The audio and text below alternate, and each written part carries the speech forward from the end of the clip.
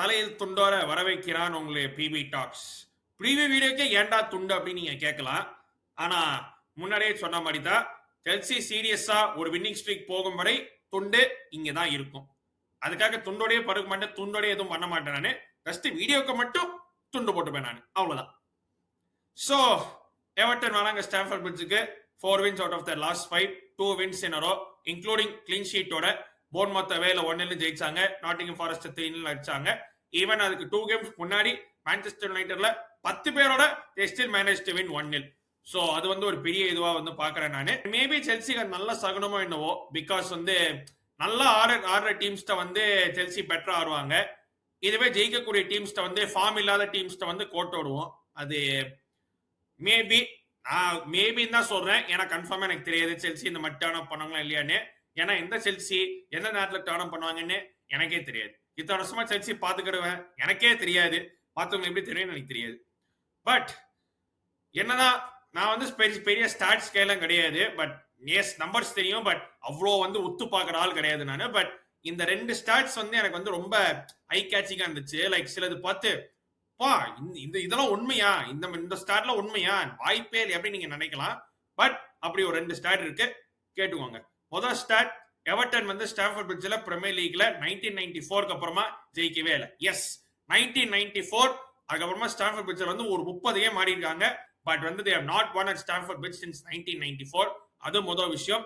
ரெண்டாவது விஷயம், David Moyes as a manager வந்து Everton, Sunderland, West Ham, Manchester United எல்லா சைடும் பிரீமியர் லீக்ல மேனேஜ் பண்ணிருக்கா. அப்படி but as a visiting manager Stamford பிரிட்ஜ்ல பிரீமியர் லீக்ல ஜெயிச்சதே இல்ல.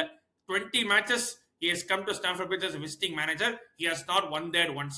இன்னும் ஒரு வாட்டி அவரை வந்து ஜெயிக்கிறோம் பண்ணிட்டோம்னா அவருடைய ப்ரீவியஸ் ரெக்கார்டே வந்து ஈக்குவல் பண்ணும்.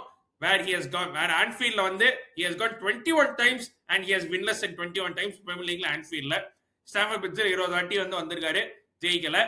பட் சேயிங் தட் இதுக்கே 2-3 வீக்ஸ் முன்னாடி ஓல்ட் டிராஃபர்ட்ல வந்து அவர் ஜெயிச்சது விசிட்டிங் மேனேஜரா ஐ திங்க் 17-18 அட்டெம்ப்ஸ்லயோ.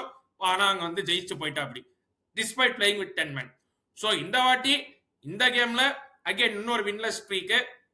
செல்சி பத்தி தான் நமக்கு தெரியுமே, நான் தான் இருக்கேன்ல, சொல்லி தெரிய வேண்டிய அவசியம் இல்லைன்னு நினைக்கிறேன். But saying all of that, கடந்த ஒரு 3-4 கேமா ரொம்ப கேவலமா கண்டாவே ஆடி இருக்கோம். டிசம்பர்ல ஆடி வந்துச்சு, டிசம்பர்ல 3 கேம் ஆயிடுச்சு, அதுக்குள்ளேயே டயர்ட் ஆயிடுச்சு. சரின்னு பிக்சர்ஸ் பார்த்தாரா ஒன்று 5 மேட்ச் இருக்கு.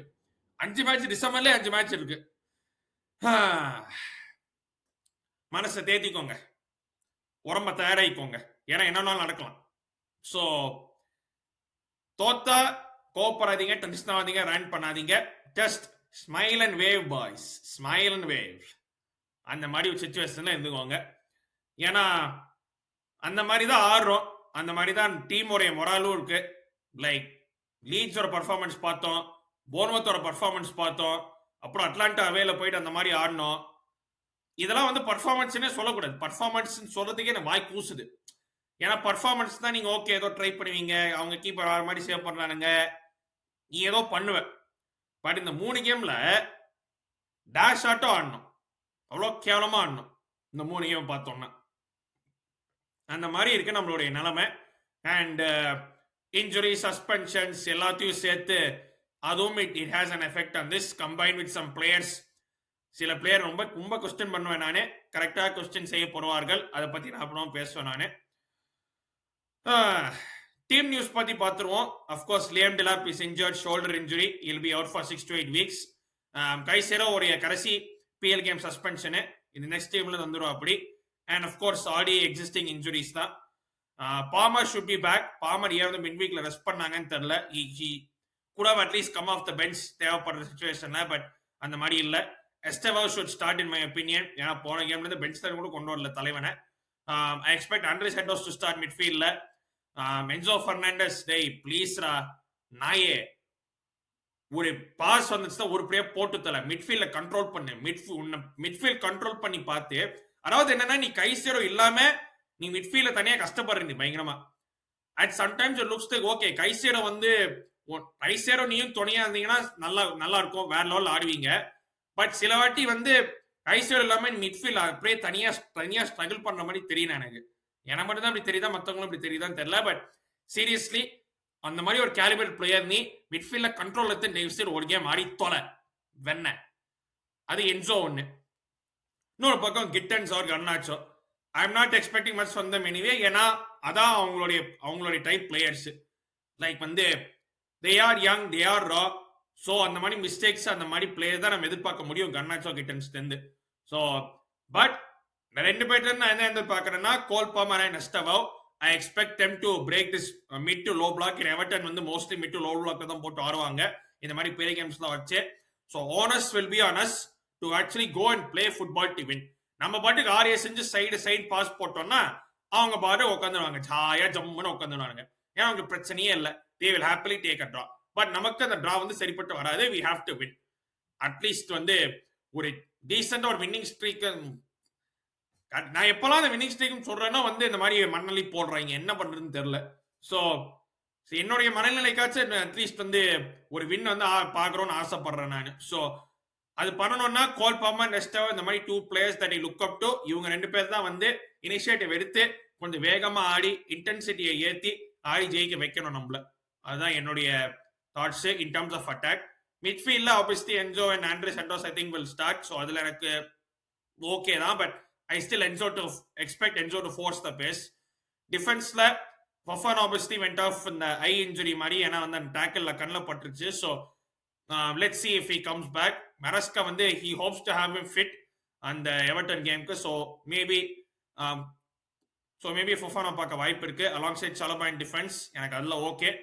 ரைட் பேக்ல ஐ மீன் ரைட் பேக்ல போட்டு ஆடிங்க. ஏன்னா வந்து ரொம்ப டார்ச்சரா இருக்கு இந்த மாதிரி மேக் ஷிஃப்ட் ரைட் பேக்ல போட்டு ஆடுறது பார்த்தா. Players in that positions and வந்து நல்லா ஃபுட்பால் ஆடி தருவாங்க உங்களுக்கு. அதுல வந்து எந்த டவுட்டுமே இருக்காது. அட்லீஸ்ட் ஒரு பேசிக் திங் ஆஃப் மேனேஜர் என்னன்னா பிளேயரை பொசிஷன் ஆட வைங்க. அதுக்கப்புறம் இன்கேம் டாக்டிக்ஸ் அதெல்லாம் ரெண்டாவது. பிளேயரை பொசிஷன் ஆட வைக்கிறது தெரிஞ்சவங்க தான் பேசிக் ஒரு மேனேஜருக்கு. ஸோ அதை டிசைட் பண்ணுங்க Maresca. Please don't do any makeshift right back again. So right backல I would put Reece James, although he will mostly invert into midfield and வந்து மத்தவங்களா இருப்பாங்க. குக்ரேலா at left back and Sanchez at goal. அதுதான் நான் எதிர்பார்ப்பேன் நான். So my starting lineup இதுதான். So let's see how it goes. But I expect a win. அது வந்து இப்படிதான் 3-4 நாளா சொல்லி தெரியல நானே. பட் ஜெயிப்போமா தெரியாது. I don't knowங்க. லைக் வந்து ஓகே எதிர்பார்க்கிறோம் செல்சி கேம் அப்படின்னு. பட் எனக்கு வந்து அட்லாண்டா தோக்குறப்போ வந்து எனக்கு கோவம்னு வரல. அது ஏன்னு எனக்கு தெரியல. ஏன்னா ஜெல்லாம் செல்சி இந்த மாதிரி கேவலமா கோல் போட்டா கன்சீட் பண்ணலோ தோத்தாலோ எனக்கு கோவம் வரும். எனக்கு கோவம் வரல. ஏன் தெரியல. I don't know. அது எக்ஸ்பெக்டேஷனா இல்லை என்ன எதுன்னு தெரியல. எனக்கு கோவம் வரல. I don't know. ஸோ அந்த மாதிரி தான் நானும் போறேன். ஸோ எவர்டனோட நம்ம வந்து கேவலமா ஃப்ரஸ்ட்ரேட் ஆகி வெறுப்பேற்றுவாங்க நம்மள மீட்டு லோ பிளாக் போட்டு. ஸோ அதுக்கேற்ற மாதிரி நான் நம்மளும் ஆர்வம்னு நினைக்கிறேன். Because I don't think we are that quick enough to break a mid or low block. So நம்ம மேபி ஒரு கோல் அடிப்போம். பட் நம்ம டிஃபென்ஸை கொஞ்சம் எக்ஸ்ப்ளாய்ட் பண்ணி Everton maybe score 1 back. Because they also have good players. Jack Grealish Everton போறதுலேருந்து அப்படியே ஒரு திடீர்னு ஒரு அப்டான ஃபார்ம் ஆயிடுச்சு தலைவனுக்கு ஜாக் கிரீலிஷ்க்கு. Pick up Kiernan Dewsbury Hall எவர்டனுடைய ஜாயிண்ட் டாப் ஸ்கோரர் பிரீமியர் லீக்ல.